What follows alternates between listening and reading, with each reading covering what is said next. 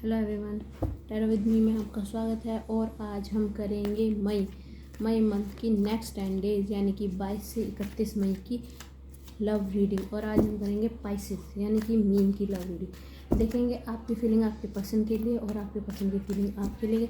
अगर आपसे रेजोनेट हो तो ही लीजिएगा, ज़बरदस्ती अपनी सिचुएशन में फिट मत कीजिएगा। ये एक जनरल रीडिंग है, आप सन, मून, राइज तथा नाम राशि के हिसाब से देख सकते हैं। जो पार्ट आपसे रेजोनेट है वही लीजिए। स्टार्ट करते हैं।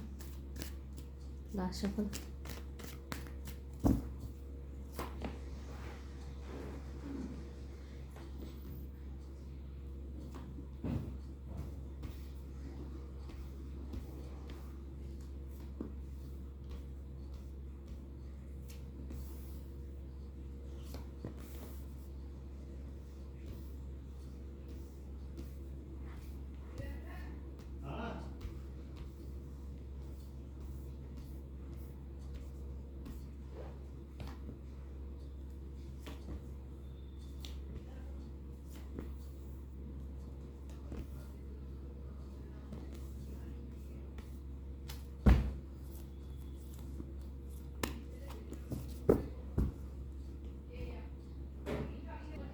पाइसेस में आपकी कार्ड्स की बात करें तो आपके कार्ड बता रहे हैं कि द मैजिशियन, मतलब जैसा आप चाहते हैं आपको लगता है वैसा होना चाहिए, और शायद यूनिवर्स को भी लगता है कि वैसा होना चाहिए। द हैंगमैन, बट चाहते हैं, लेकिन अगर कोई आपको लगता है कि कोई आपसे माफ़ी मांग रहा है या आपसे सॉरी फील कर रहा है, लेकिन आप उस चीज़ को नज़रअंदाज कर रहे हैं, वो चीज़ें आप निगलेक्ट कर रहे हैं कि आपको फ़र्क ही नहीं पड़ता कि सामने वाला पर्सन कैसा क्या चाहता है। पेज ऑफ पेंटिकल, देखिए आप निगलेक्ट कर रहे हैं चीज़ों को जो कि आप जो चाहते हैं ना, कि आपको लगता है कि ये जो आप स्टेप उठा रहे हैं ये आप अपनी फैमिली के हिसाब से आप एक ठोस कदम उठा रहे हैं, मतलब बहुत ज़्यादा इम्पल्सिव डिसीजन ले रहे हैं, लेकिन आपको लगता है कि ये डिसीजन आप सही ले रहे हैं। इस चीज़ को आपको चल रहा है। मैं कहूँगी जजमेंट, आपको जो भी है आपको लगता है कि सब कुछ सही है, लेकिन मैं कहूँगी ये आप अपने इनर वॉइस को पहचाने, अपनी फीलिंग्स को समझे, लोगों की फीलिंग्स को समझे, सिचुएशंस क्या डिमांड कर रही है आपसे और सिचुएशन क्या चाह रही है। सिर्फ आप जब ये चीज़ें देखेंगे तो आपको लगेगा कि आपको पता लगेगा आप कहाँ गलत हो और कहाँ पे आप सही हो। उस चीज़ों को देखिए और समझने की कोशिश करिए। 5 ऑफ वॉन्ड्स, मैंने वही बोला, आप चीज़ों को अपने अहंकार, ईगो में आप कह रहे हो भाई मेरा तो यही, मैं ईगो में नहीं हूँ, ये मेरा नेचर है, मैं ऐसा ही हूँ, मेरे को जो चीज़ पसंद नहीं आती मैं उसको करता ही नहीं हूँ। जो आपका ईगोस्टिक नेचर है ना, ये आपके रिलेशनशिप को, आप एक्चुअली रिलेशनशिप को नहीं, आपकी मैरिज को ख़राब कर देगा। वो चीज़ आप समझिए कि आपकी मैरिज को भी ख़राब कर रहा है। क्वीन ऑफ सॉर्ड, मतलब ये जो सिचुएशन मैंने आपको बताई है ये चल रही है, ये शायद अब चलेगी, कुछ मिसअंडरस्टैंडिंग है वो आपको शायद आगे वाले वीक्स में देखने को मिलेगी। तो मैं कहूँगी जो भी चीज़ें हैं वो चीज़ों को आप एक अपना माइंड का यूज़ कीजिए, चीज़ों को देखिए, फिर देखिए कि क्या सिचुएशंस दिख रही है आपको और उस सिचुएशन का क्या सॉल्यूशन आप निकाल सकते हैं। अपनी बुद्धि का प्रयोग कीजिए, मैं कहूँगी अपनी ईगो को एक तरफ रखिए और अपनी बुद्धि यूज़ कीजिए। बात करें आपके पर्सन की, आपके पर्सन का कहीं ना कहीं लगता है वो हैप्पी है, उसको लगता है कि रिलेशनशिप लॉन्ग टर्म चलेगा, उनके हिसाब से लगता है, क्योंकि अभी उन्हें आपका पता नहीं कि आपकी जो चीज़ें हैं आप क्या सोच रहे हैं। जो आप चीज़ें लेके चल रहे हैं वो तो सोचा है कि चलो भाई आ जाए, कल को ख़त्म हो जाएगी, ये शॉर्ट टर्म के लिए है, लेकिन आप तो उस चीज़ को लॉन्ग टर्म पे फोकस कर रहे हैं ना, कि भाई ऐसा है तो मैं क्यों जाऊँ, मैं ईगो को नहीं छोड़ूंगा, मैं अपना ईगो रखूँगा। तो ईगो तो किसी सिचुएशन का अर्थ है ही नहीं। तो वो हैं क्योंकि वो चाहते हैं कि चीज़ें सही हों, आपके साथ एक फैमिली बनाना चाहते हैं या फैमिली है शायद, या एक स्टेप आगे बढ़ना चाहते हैं, है ना। बट उन्हें कुछ चीज़, उन्हें वेट है, या तो उन्हें वेट है कि आपकी तरफ से कोई ग्रीन सिग्नल आए। चीज़ें अगर आप एक दूसरे से बात नहीं कर रहे, आप एक दूसरे से दूर हैं और अभी आप कनेक्शन में नहीं हैं, तो वो चाह रहे हैं कि आप उनसे बात करें, उनकी बात सुने। दूर वो, आप ऐसे दूर जा रहे हैं तो उनको थोड़ा फील हो रही है वो चीज़ें, है ना।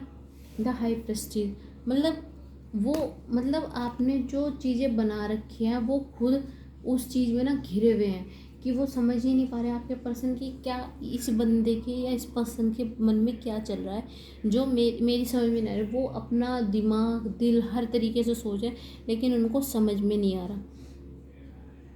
नाइट ऑफ वॉन्ड्स, मतलब वो ऑब्वियसली वो चीज़ों को देख रहे हैं, पॉजिटिव वे में देख रहे हैं कि भाई मैं इस पर्सन के साथ हूँ और मैं इस पर्सन के साथ ही रहूँगा। मेरे लिए मैं इसको लेके पॉजिटिव वाइब्स लेके बैठा हूँ, है ना। 3 ऑफ सॉर्ड्स, वो बैठे हैं, अकेले बैठे हुए हैं, सोच रहे हैं, विचार कर रहे हैं कि सिचुएशन कैसे ठीक हो, ठीक है। 4 ऑफ पेंटिकल्स में मतलब दबाव में बहुत है, वो दबाव में बहुत है।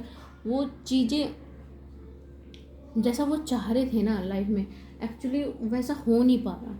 चीज़ें एकदम अपोजिट हो रही हैं, चीज़ें मतलब उनके खिलाफ हो रही है। और वो मतलब पुरानी चीज़ें बैठे होते जो जो वो हैप्पी फेज में थे आपके साथ, वो चीज़ लेके बैठे हुए हैं।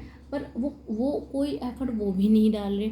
और अगर आप एफर्ट डालते हुए दिख रहे हैं तो वो निगेटिव वाइब्स लेते हुए दिख रहे हैं आप। तो अब out bottom of the deck अगर हम देखें तो है 4 of cups, night of cups, king of swords.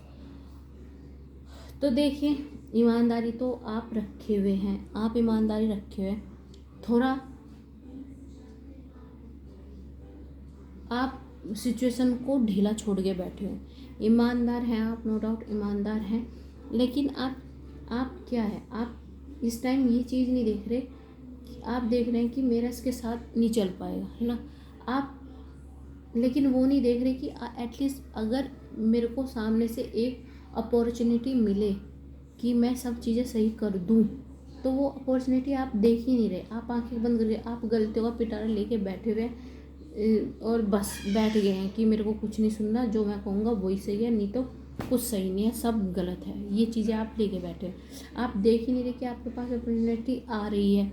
नहीं, अब दिक्कत ये है, अब आप अपने उसमें बैठे हुए हैं, ईगो में बैठे हुए हैं। लेकिन आप जब ये सिचुएशन निकल जाएगी ना, आप फिर पश्चाताप करते रह जाएंगे और आपको कुछ नहीं मिलेगा। आप सिर्फ बैठे रहेंगे और विचार करते रहेंगे, शिट अगर मैंने उस टाइम ये चीज़ नहीं किया होता।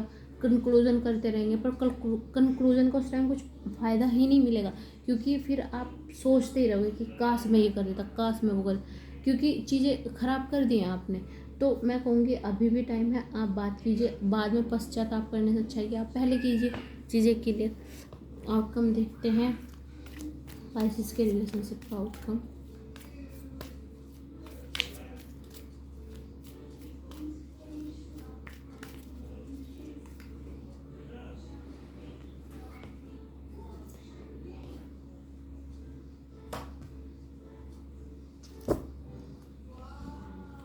देखिए स्पाइसेस, या तो आपके पास ऑप्शन बहुत हैं और आपके पास ऑप्शन हैं, इसलिए आप ज़्यादा ईगोस्टिकनेस दिखा रहे हैं अपने पर्सन को। ये चीज़ उनको नहीं पता कि आपके पास ऑप्शन है। आप हताश तो हैं, इस रिलेशनशिप से आप हताश हो चुके हैं, आपने गिव अप कर दिया है। आपको लग रहा है कि इस रिलेशनशिप में मेरे को रहना नहीं है, ये बंदा मेरे लिए सही नहीं है, तो मैं इसके साथ नहीं रहूँगा। द मून, अब ऑप्शन आपके पास हैं, लेकिन आप थोड़े से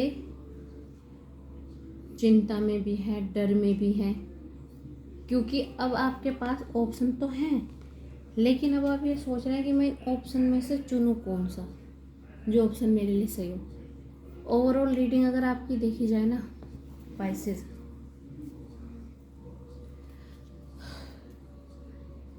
तो ओवरऑल अगर आपकी रीडिंग देखी जाए तो आप तो मन बना के बैठे हैं इस पर्सन को छोड़ेंगे, और आप जिस आपके पास ऑप्शंस हैं, एक नहीं काफ़ी हैं, तो उस ऑप्शन की तरफ आप जाते हुए दिखाई दे रहे हैं।